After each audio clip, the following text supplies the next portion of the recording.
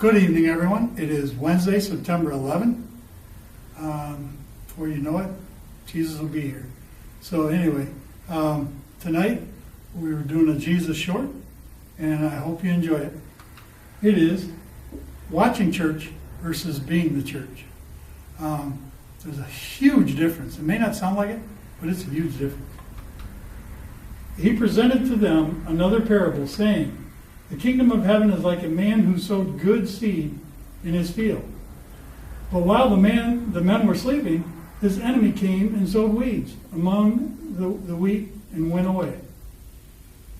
Now when the stalk sprouted and produced grain, so the slaves of the landowner came and said to him, 'Master, didn't you sow good seed in your field? Then where did the weeds come from?' But he replied, 'An enemy did this.'" Who's the enemy? Lucifer, right? Now the slaves say to him, "Do you want us to go out and gather them up?" But he says, "No." He says, for while you are gathering up the weeds, you will uproot the wheat.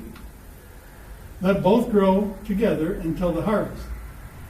At harvest time, I will tell the reapers, first gather up the weeds and tie them in bundles to burn them up, but gather the wheat into my barn."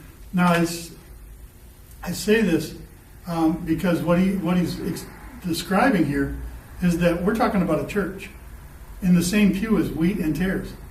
Some are wheat, some are tares. And whenever I teach this, and I haven't done it in a while, but I used to take a straw and I would take a napkin and I would wrap it around there, and I would tear it, because people would invariably say, "How do we know who's the wheat and who the tares is?" And I said, "Well, look at it this way. Here's a straw, and pretend that the straw is the tare, and the wheat is this napkin that's torn into shreds. And then I blew on it, and the napkin would flutter, but the straw would stay stiff."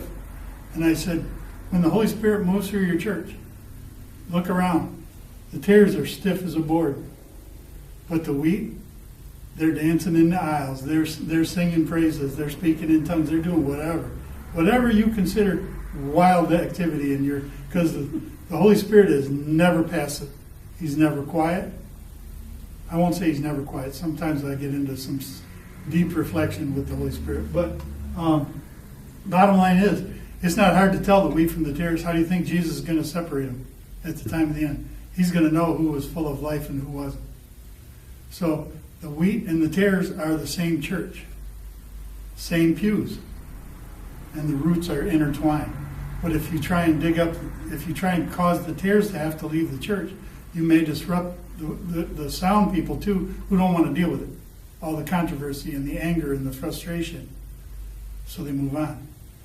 Don't let the tares do what they do. Please share if you're enjoying us. Hopefully, and if you're checking in with us on a regular basis, you must be enjoying it. Please share these with other people.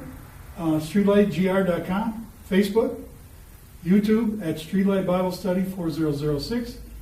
Always be blessed, and always be a blessing to others. That's what we're here for. Have a good night.